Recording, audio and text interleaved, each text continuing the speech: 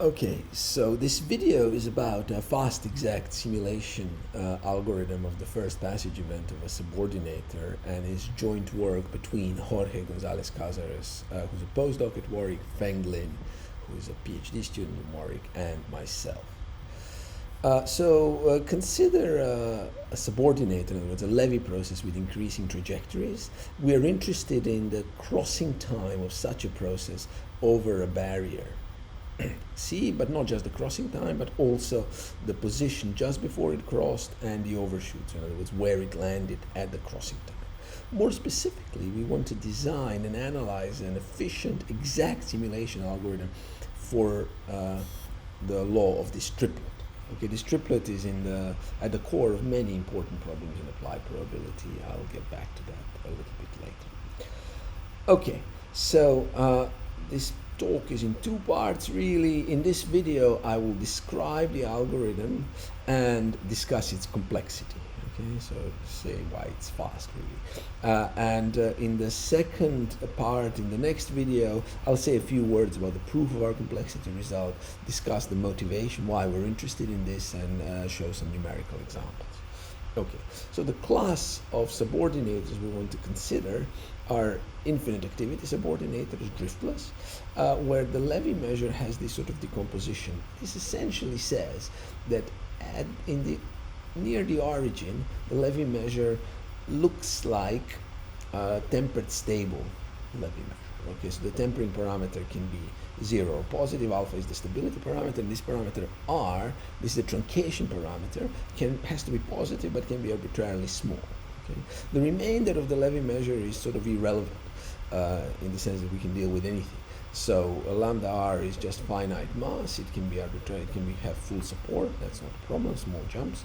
And indeed, you see, this is a large class because one of the things that it's not hard to see is that if it has a density, if mu z has a density close to 0, then really these conditions are all about the limiting behavior of this density at 0, not any conditions on the density at any positive level.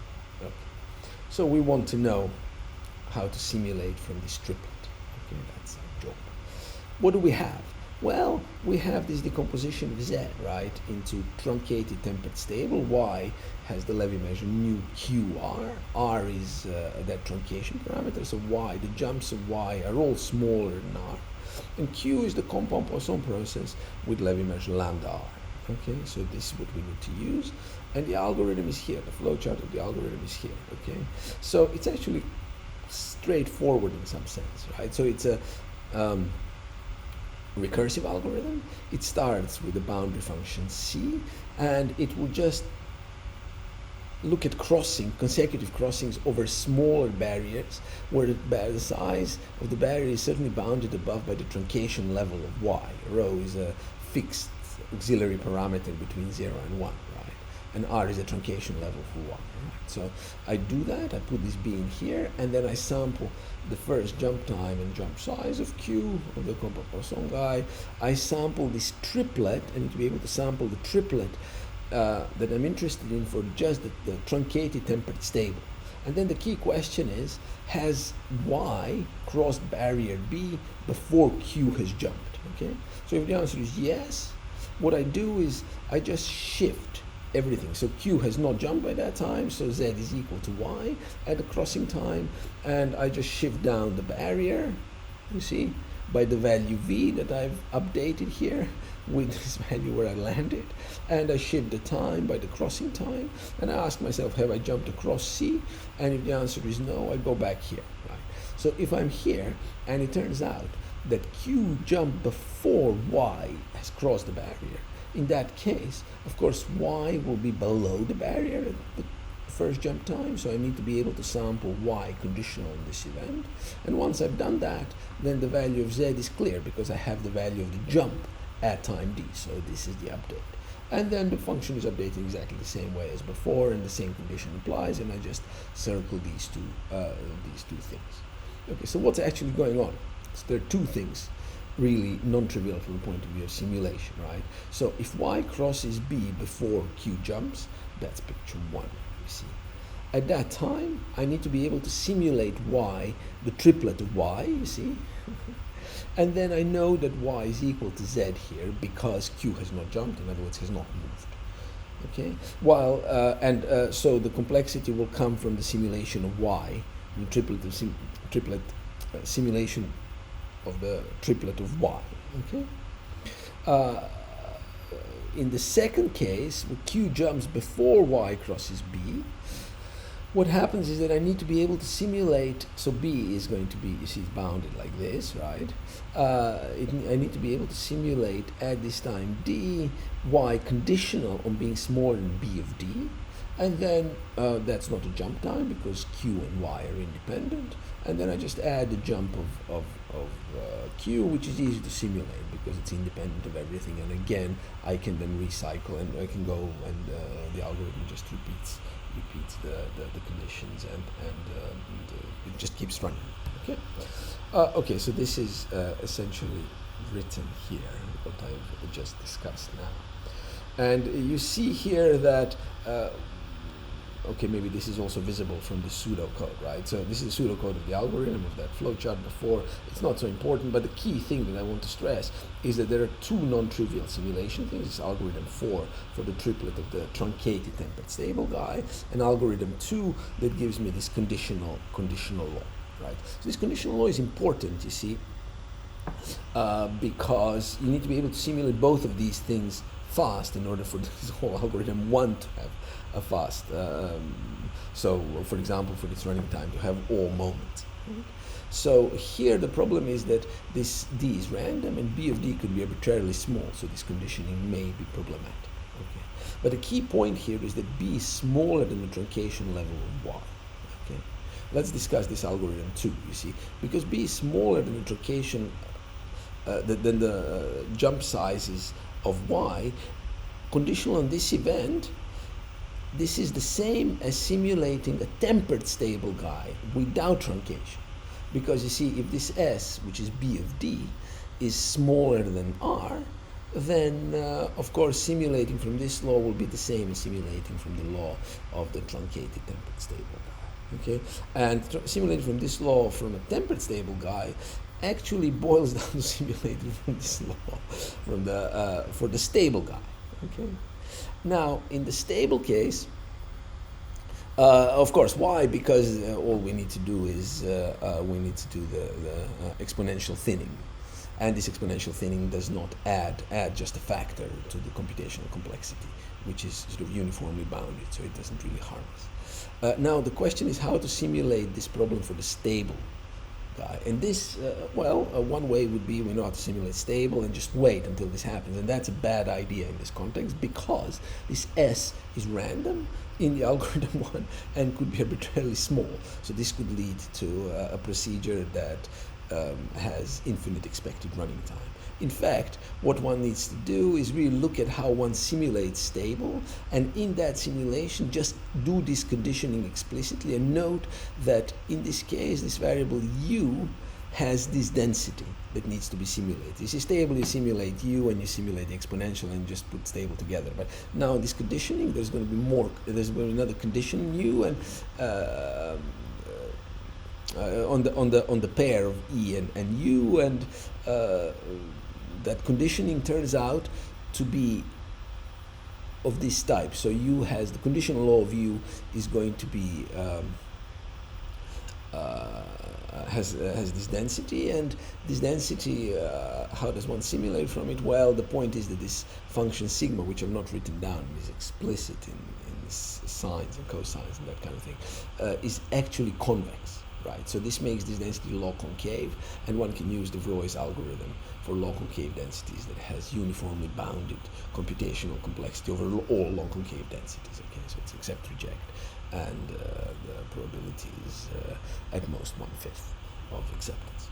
So this gives you fast algorithm for stable, therefore fast algorithm for tempered stable, therefore fast algorithm for truncated tempered stable. Okay. Now the other problem that we had was that we needed to simulate this triplet for the truncated tempered stable subordinator y. Now again here we're going to use the fact that our b is bounded by the truncation level r. Okay? And the key role in all this will be a simulation algorithm for the tempered stable subordinator, for this triplet. Okay, for first passage you have tempered stable subordinator algorithm. So if you have such an algorithm with this kind of computational complexity, okay, let's say that there is some function, then you could run this algorithm for, right? You just simulate from the tempered stable, and you know that because B is smaller than R, you know, up to before the crossing time, all the jumps of S had to have been smaller than R. Therefore, S and Y coincide up to the crossing time. The only problem may occur at the crossing time, for which we can do some thinning. Okay? And this is exactly how it works. And of course, the computational complexity of this algorithm will be maybe a little bit worse than the computational complexity of this algorithm. Okay? So of course, we have recently developed an algorithm for this triplet, for the tempered stable case, which has an explicit T0, and we know exactly how it behaves when the parameters deteriorate, and it had a finite exponential moment. The running time ran a finite exponential moment, and that's the algorithm that we will use, of course. Right? But of course, in principle, everything is sort of modular. So if you come up with a better algorithm than ours, you can use it, and this will be reflected in the computational complexity. Okay, so here it is. That's the main theorem. So our algorithm 1 for the triplet for our general subordinator Z has moments of all orders if the algorithm that you're using for the tempered stable case also has moments of all orders. In our case, remember, our algorithm has exponential moments, has an exponential moment, so of course it'll have moments of all order. And more importantly, perhaps, we can control the expected running time of algorithm 1. Okay, so it is going to be proportional to the running time of the algorithm for the tempered stable case, and it's got some other terms, right? So R features in it, right? R is the truncation parameter. R0 is the largest possible R that we can pick that is allowed by the model. Okay, so the model, you can move R a little bit, maybe you cannot move it beyond some level. Okay, that level R0 is here. Okay, and now you see this function epsilon is some explicit function given in the paper. It's not so important, the explicit formula. What is important is how it behaves asymptotically. For example, you know, how does the behavior deteriorate when Q goes to infinity? So this epsilon behaves as 1 over Q, roughly, right? So that's what's going to happen here. You're going to have 1 over Q deterioration here. Lambda R is the total Levy measure of the compound Poisson case, right? And now the question is, how can one choose R? Because R is not uniquely determined by the model. Right? And you can see here immediately, right, that is exponential, that's R. It's a good idea if R is inversely proportional to Q, right? Because when Q goes to infinity, when the tempering goes to infinity, you should take smaller and smaller, you should chop up in smaller and smaller, so finer grid of these cutoffs that you're jumping over, because you're somehow dampening the activity. And it should be 1 over Q, because you don't want this to blow exponentially. Okay. It also turns out that it should be proportional to alpha when alpha goes to 0. That's also a good idea. Okay. So now this is a general theorem that depends on the first passage tempered stable algorithm with arbitrary complexity, right? So now if we use this choice of R and plug into this our own algorithm for the tempered stable case, developed in this paper 1 that I will show at the end of the presentation, then you get this even more explicit formula. Okay, this even more explicit formula. The C0, of course, is the initial level of the boundary function. Right? Initial level of the boundary function. And now this formula is what's interesting. Okay, so it's explicit bound on the running time. Of course, this algorithm also has finite moments of all order. And the question is, how does this bound deteriorate when we take extreme values of the parameters? And these limits are obtained directly from this formula, right? And now you see, what is interesting is to compare this for the general Z with our tempered stable algorithm, okay? And it turns out that this bound behaves slightly worse when Q goes to infinity, but only in the case when there is no compound Poisson component. There's no compound Poisson component. This is what this means. Because otherwise it will be linear in Q, and if there's no compound Poisson component, then it will be Q to the 1 plus alpha, where the tempered stable algorithm deteriorates linearly in Q, the bound. Another problem, deterioration, that can be observed is when in the regime when alpha goes to 0. Right? So here you see there's a -3, and here there's a -2, and this comes from the fact that because we had to check whether the final jump was greater than R or not. So this actually produces another level of another power of alpha. It turns out it produces another power of alpha when alpha goes to 0. Okay, but in all other situations, the tempered stable algorithm behaves exactly the same, or the bound behaves exactly the same as the bound for the algorithm 1 for the general subordinate. Okay, so this is the paper where the tempered stable algorithm can be found. This is de Vroij's algorithm for the local cave densities. So the archive link for this paper that I've been discussing here today will appear on my website very soon. And this presentation is also there, you can find it. Of course, we have done implementation for algorithm 1 that I've discussed here for the general subordinate both in Python and in Julia. And these, of course, use the algorithm in 1 for the tempered stable case, which are also been implemented both in Python and Julia. And these GitHub links are embedded in this PDF, which you can download and use these algorithms. So I hope you enjoyed this video, and if so, you can check out my comments on the proof and our motivation in the next video for this work. Thank you very much.